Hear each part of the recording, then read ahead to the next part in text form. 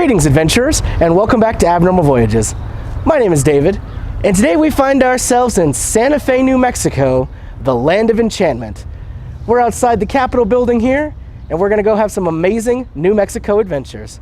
Tag along.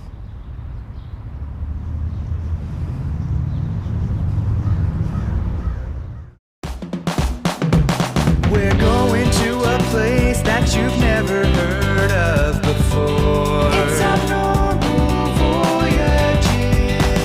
You're gonna learn something new. We're gonna open new doors. It's Abnormal Voyages.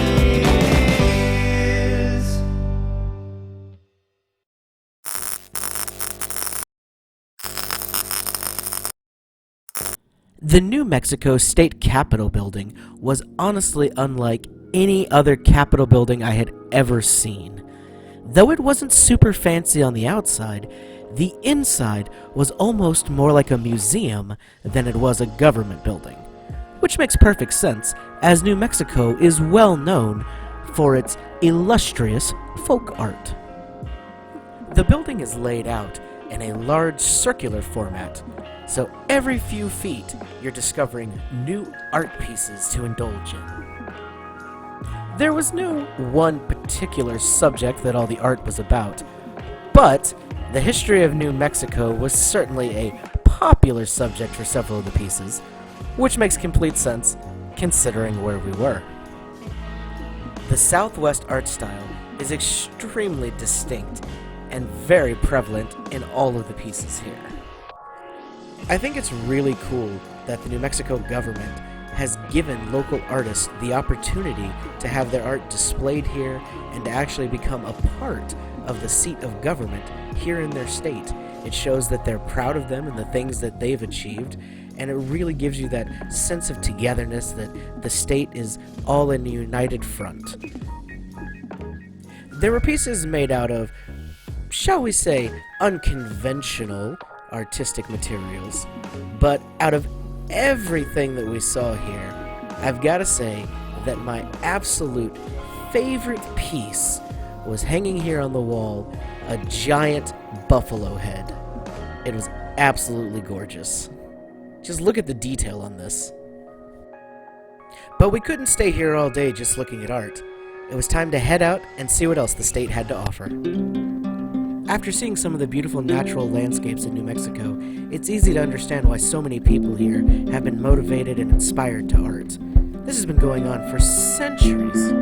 We're now at Pecos National Historic Park, where they have tons of ruins of old cultures that used to live here in New Mexico. Behind me, we actually have the remains of an old church, so we're going to go check it out. This area was once home to not only the Spanish, but the Pueblan people as well, so it's been around for quite a while. So now we're up here at the entrance to actually go inside the church. As we're getting closer, you see the walls coming up here. It's really interesting just how it feels old. You can definitely tell that this place has seen a lot throughout its years. We're going to go inside this little entrance here and get a look at what the inside is. So coming into the hall here, this used to be a big room. Of course, you know, this has fallen in a little disrepair, but now you get this beautiful, lovely view out here instead of a wall. And honestly, what could be more awe-inspiring at a church than a view like this? A really cool aspect of this site is that they're actually still digging and looking for more artifacts and uncovering things. We can see them from the church right over here into this tent where they are working hard. Let's go over and get a closer look. Active digging is happening almost every day out here at the park, and several people are chipping in to help discover more about what may lay underneath the ground at this awesome site. Mainly today, they were focused on trying to bring up the original flooring of this structure. They'd seen a couple of them before, but they had a feeling this one was going to be more intact than any of the other ones they'd found so far, which looked like this here. I can't wait to see if they end up finding something amazing. It would certainly be worth going back to check out someday. Speaking of structures, to beat the heat, they actually built levels underground, as we see over here. Here's a good example. It is very, very dark down there. Definitely much cooler and get you out of this sun. So we're going to actually go ahead and climb down to check this one out. This one was actually used for members of the community, usually males, would come down here and prepare for different religious ceremonies and things like that. So let's climb down.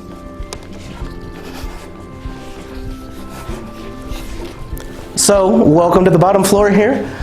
As I said before, this was a really great place to come when you were trying to get out of the heat. It's much cooler down here than it is up there. And then during the winter time, it was warmer down here. So perfect for all occasions. It's truly awe-inspiring getting to see these echoes from the past and just remembering how many people came before us and getting to see these different pieces of their lives and how different the world was. But speaking of people who used to live here, we now head to our second site. We're now at the Fort Union National Monument here in New Mexico. This fort was established back in 1851 and continued to grow until ultimately it became the largest fort west of the Mississippi. As you can see, it's a lot of ruins now, but we're going to check it out and see what we can find. Behind me is what remains of what used to be the soldiers' barracks. Soldiers would be enlisted here for a 5-year term, and they got paid $13 a month. As you can tell, they really didn't get a lot of room inside these barracks, and life here was hard. This was actually seen as almost one of the punishment stations where you could be sent. Funny enough, one of the best preserved standing things here is the jail. As you can see, this one was made out of stone, unlike the rest of the fort. So it is still here as an example of where the more dangerous people were locked up. Nearby are the foundations of these small one-room houses. These were for married couples, but there weren't very many of those around. The only way you could get married is if the general approved it, and usually you only got that approval if your future wife agreed to also enlist and join the laundry room to take care of the outfits and clothes. Behind me, we have the remains of what was once the best hospital in 500 miles. This was used in the 1800s, and in a typical month, they would serve well over 400 patients. Everybody that was hospitalized here had to pay 50 cents a day for treatment. Not a bad deal with today's standards. Incredible that something that was so important and so useful has slipped into such a disrepair over just a couple hundred years. It's a good reminder of our own mortality and how quickly things can change. But it was time for a quick snack break. So we're stopping here at Charlie's Spick and Span Bakery in Las Vegas, New Mexico, home of some world-famous cream puffs. So it was time for Food Stars with Blake. All right, we're about to try this giant cream puff. Looks more than a bite full. I don't even know.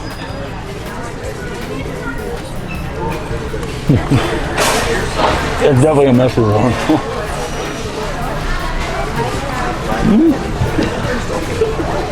It's good. It's sweet. Just very messy. Have to give it 4 stars. Things are never quite what they seem in New Mexico. There's always something new to see around every corner. Here at Petroglyph National Monument, these seemingly normal rocks behind me actually have petroglyphs on them, left from people a long, long time ago. Let's go look at them. The petroglyphs are images that have been carved here in the volcanic rock some 400 to 700 years ago by the natives who used to live in this area. These are sacred images that represent significant cultural themes, messages, and beliefs of the tribes. They are not art and were not created for aesthetic reasons, but were created to teach, warn, and record events for future generations that would come after them. The park actually spans 3 different sites, and at these sites, all combined, you can see 25,000 petroglyphs. Some of the images, it's pretty obvious what they were drawing, be it a person, a spear, a bird, and other ones are definitely left a little more up for interpretation and could mean almost anything. No matter what stories are being told here on these rocks, it's just incredible that these were left behind to share with us so that we get a little glimpse into the past. There's so many beautiful things to see in New Mexico. And speaking of beauty, our next place takes the cake. We're here in the Valles Caldera, and honestly, looking around, I understand why they call this the Land of Enchantment. It is incredible. This rivals any sight I think I've ever seen. It is simply breathtaking. This unique caldera landscape is the result of a supervolcano that erupted about 1.25 million years ago. People have been hunting and gathering on this land for over 10,000 years. One of my favorite parts of being out in nature is getting the chance to see wildlife. This here is a prairie dog home. If you want to look down there, if we're very lucky, we might be able to see some of these little guys out here. Let's go look. And honestly, it didn't take very long at all for plenty of these little guys to be scampering about all over the place. I don't want to get too close to scare him off, but it looks like one of our friends is just as curious about us as we are of him.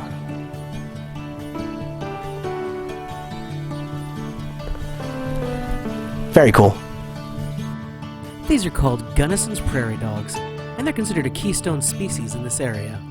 But we had to be moving on. At first glance, the cliff sides at Bandelier National Monument may just seem like more gorgeous scenery. However, people used to actually live right inside the cliff walls. You'll see some foundational structures of other things they built, but the cave housing is really what's special about this place. We've seen some incredible things on the trail. Now it's time to actually climb up and see the cliff dwellings themselves. The trail up to the caves is a little twisted, but they do a good job of making it still manageable to get up there and see them. They actually allow you to climb up into the cliff dwellings, so we're going to go up the ladder and see what's inside. And here we are. A little smaller than you expected from outside, but nice and cozy. Definitely cooler, gets you out of that heat.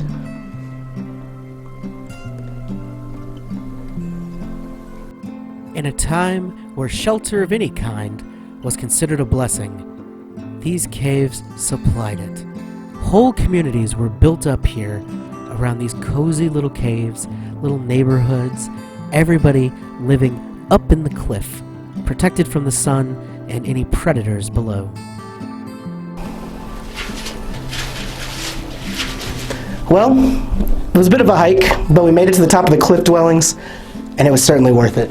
This view is beautiful.